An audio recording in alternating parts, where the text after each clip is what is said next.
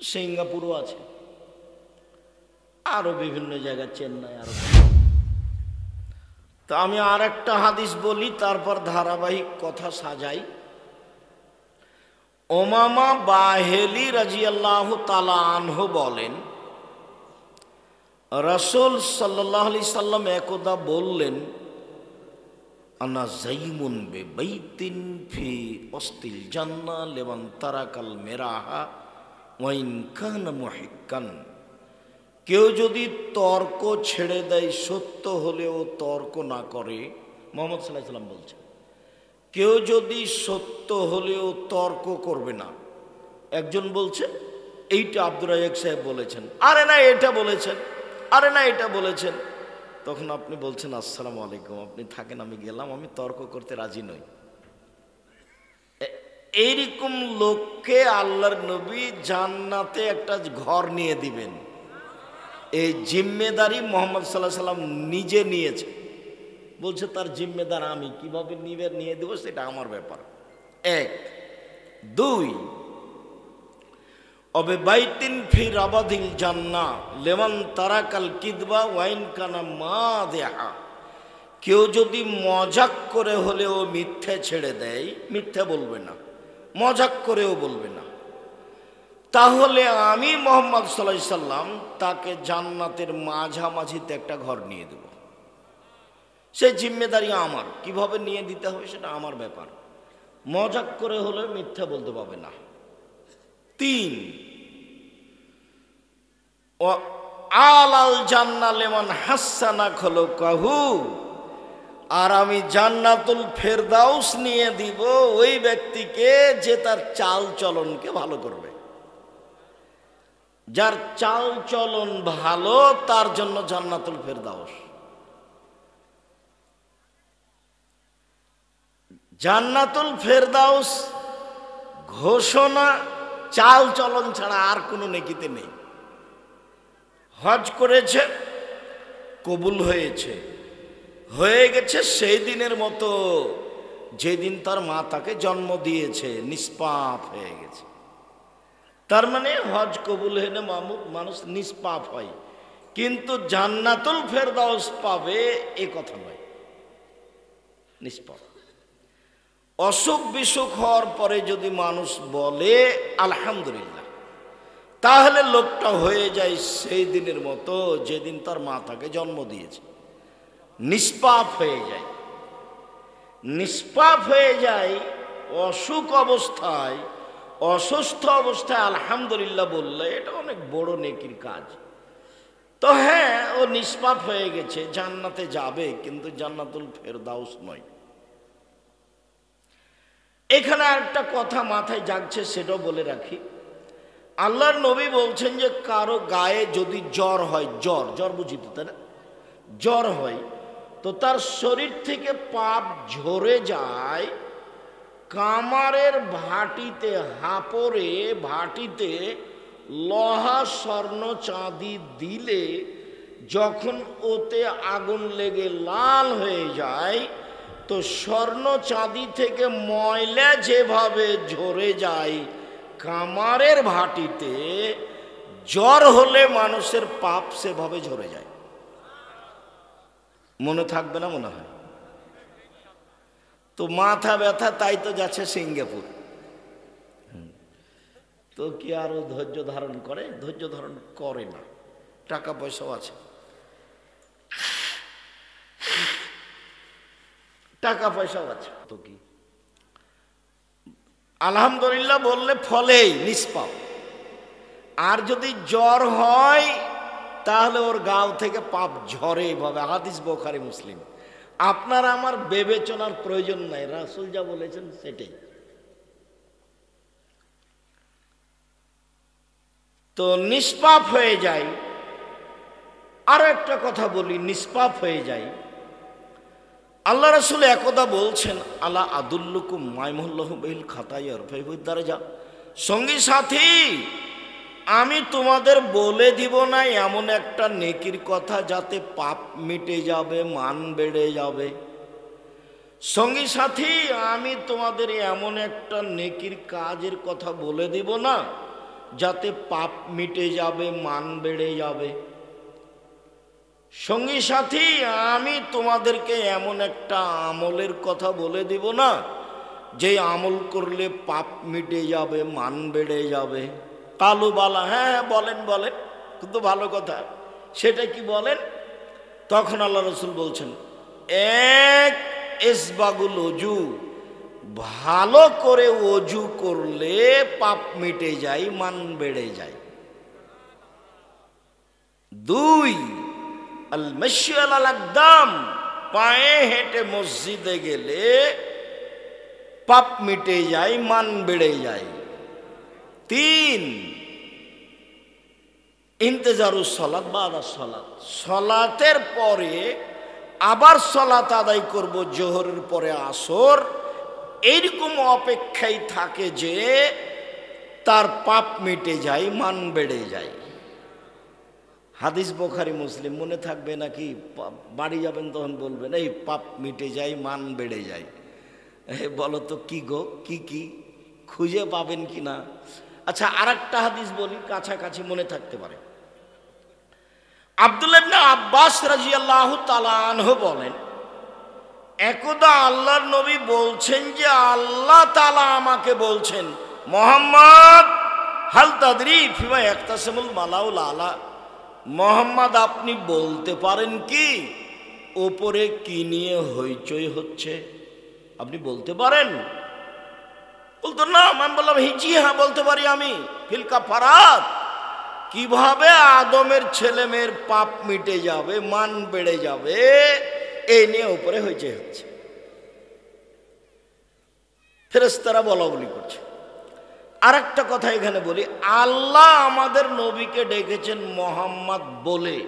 আল্লাহ বলছেন মোহাম্মদ। জিবরাইল আমাদের নবীকে ডেকেছেন মোহাম্মদ বলে, জিবরাইল বলছেন মোহাম্মদ। সাহাবীগণ আমাদের নবীকে ডেকেছেন আল্লাহর রাসূল বলে। আল্লাহ রাসূল দিয়েছেন, আল্লাহ রাসূল খেয়েছেন, আল্লাহ রাসূল বলেছেন। ভারত, বাংলাদেশ, পাকিস্তানের লোকেরা আল্লাহর নবীকে ডাকে হুজুরে পাক সাল্লাল্লাহু আলাইহি সাল্লাম। এরা কি বলে? হুজুরে পাক। হুজুরে পাক এর আবার একটা রহস্য আছে, ওই মিলাদ পড়লে হুজুর উপস্থিত হয়ে যায়, আল্লাহ নবী উপস্থিত হয়ে যান, সেই জন্য নাম হলো হুজুরে পাক সাল্লাল্লাহু আলাইহি সাল্লাম। এইসব নাম চলবে না, বলতে হবে আল্লাহ রাসূল বলেছেন, আল্লাহ রাসূল দিয়েছেন, আল্লাহ রাসূল খেয়েছেন, আল্লাহ রাসূল করেছেন, যেটা সাহাবী বলতেন। এখন আল্লাহ আমাকে বললেন মোহাম্মদ কি নিয়ে হইচই হচ্ছে বলতে পারেন? আমি বললাম পারি। বলেন তো কে নিয়ে? এক, ইসবাগুল অজু, ভালো করে অজু করলে পাপ মিটে যায়, মান বেড়ে যায়। দুই, আল মাশি আলাল আকদাম, পায়ে হেঁটে মসজিদে গেলে পাপ মিটে যায়, মান বেড়ে যায়। তিন, আল মাকসু ফিল মাসাজিদ বাদা সালাওয়াত, সালাতের পরে বসে বসে তাসবিহ তাহলিল জিকির আজকার করলে, নামাজের পরে বসে বসে তাসবিহ তাহলিল জিকির আজকার করলে পাপ মিটে যায়, মান বেড়ে যায়।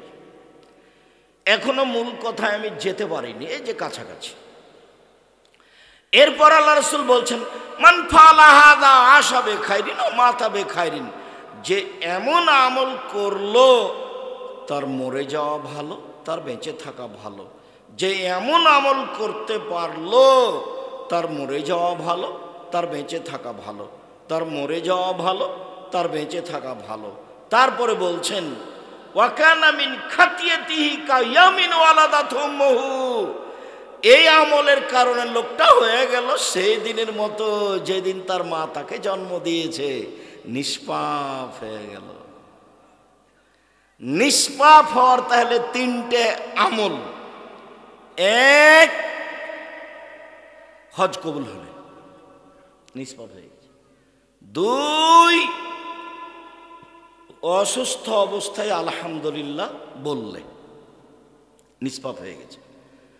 তিন, সুন্দর করে অজু পায়ে হেঁটে মসজিদ, সলাতের পরে বসে তাসবিহ, আয়াতুল কুরসি হোক, সুবহানাল্লাহ, আলহামদুলিল্লাহ, আল্লাহু আকবার হোক, এইগুলো করলে ও নিষ্পাপ হয়ে যাবে, সেদিনের মতো হয়ে যাবে যেদিন তার মা তাকে জন্ম দিয়েছে, নিষ্পাপ হয়ে যাবে। হ্যাঁ, নিষ্পাপ হয়ে গেল বটে, কিন্তু একবার কি আলোচনাটা আসলো যে ও জান্নাতুল ফেরদাউস পাবে? জান্নাতুল ফেরদাউস পাবে কি করলে? একবার নগদ কথা, সদাচরণ, ভালো আচরণ। দল সংগঠন যদি করেন তাহলে চাঁপাইনবাবগঞ্জের ভাষা তো আর বাপও সদাচরণ করতে পারবে না।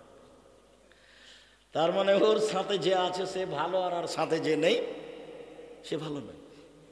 চাঁপাইনবাবগঞ্জের ভাষা তো ওকে তো বলতে হবে, আর বাপকে বলতে হবে। এটাই স্বভাব, এটাই গতি। কতদিন বললাম আপনাকে যে ওরা দুই বোন একসাথে জন্ম নিয়েছে, দেখতে খুবই সুন্দরী, ভদ্র, নম্র মেয়েরা, মেধাও ভালো, বড় হয়ে গেছে, খুব চালচলন ভালো। একজন বোন আর একজন বোনকে ছেড়ে থাকতে পারে না। তো একজনের বিবাহ হয়েছে আওয়ামী লীগ লোকের সাথে, আর একজনের বিবাহ হয়েছে বিএনপি লোকের সাথে। ওরা এখন আর আপোষে কথা বলে না, কিন্তু ভালোই ছিল। এরকম কেন হলো?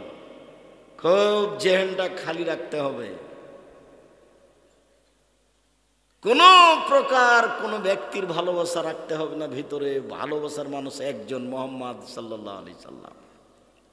যেভাবে চলেছেন, যেভাবে করেছেন, যেভাবে খেয়েছেন আহাল পরিবার নিয়ে, যেভাবে থেকেছেন সেভাবেই থাকতে হবে। পরিবারের উপরে কন্ট্রোল, শক্ত ক্ষমতা রাখতে হবে। শুনুন, সদাচরণ, পাপ নেকি ওজন হবে বিচারের মাঠে। হিন্দুদের পাপ নেকি ওজন হবে না। কেন? ওদের নেকি নেই।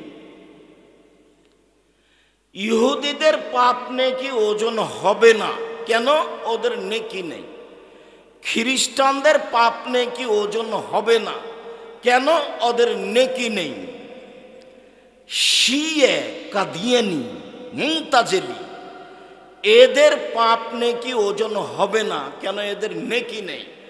এইরকমই যারা আকীদাতে মার খেয়ে গেছে, ওদের পাপ নেকি ওজন হবে না। কেন? নেকি নেই।